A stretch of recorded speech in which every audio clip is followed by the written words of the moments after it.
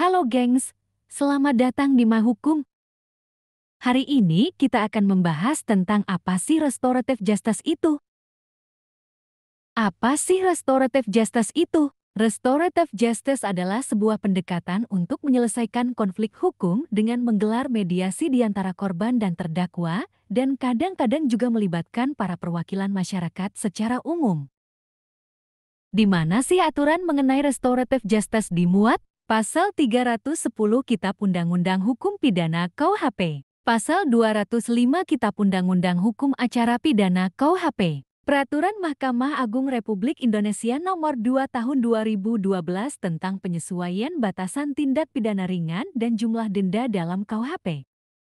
Apa saja sih perkara yang dapat diselesaikan melalui restoratif justice? Selain pada perkara tindak pidana ringan, penyelesaian dengan restoratif justice juga dapat diterapkan pada perkara pidana berikut ini. Tindak pidana anak, tindak pidana perempuan yang berhadapan dengan hukum, tindak pidana narkotika, tindak pidana informasi dan transaksi elektronik, tindak pidana lalu lintas. Apa saja sih syarat restoratif justice? Persyaratan umum pelaksanaan restoratif justice secara material meliputi tidak menimbulkan keresahan dan atau penolakan dari masyarakat, tidak berdampak konflik sosial, tidak berpotensi memecah belah bangsa, tidak radikalisme dan separatisme, bukan pelaku pengulangan tindak pidana berdasarkan putusan pengadilan, bukan tindak pidana terorisme, tindak pidana terhadap keamanan negara, tindak pidana korupsi, dan tindak pidana terhadap nyawa orang.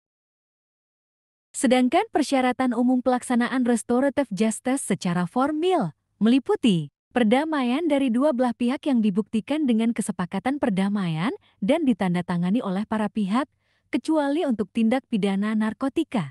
Pemenuhan hak-hak korban dan tanggung jawab pelaku berupa pengembalian barang, mengganti kerugian, mengganti biaya yang ditimbulkan dari akibat tindak pidana, dan atau mengganti kerusakan yang ditimbulkan akibat tindak pidana.